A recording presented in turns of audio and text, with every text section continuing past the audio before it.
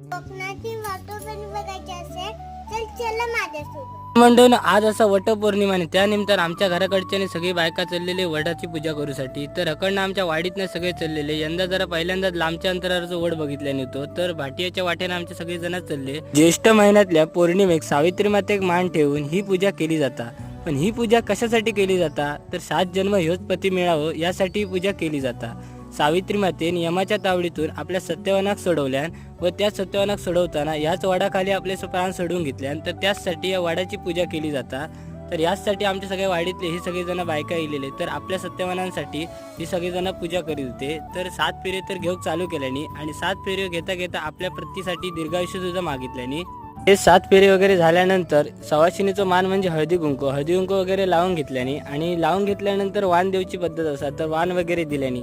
तर म्हणजे कोकणातल्या ह्या वटपौर्णिमेचं सोहळं तुमका कसं वाटलं कमेंट करून नक्की सांगा.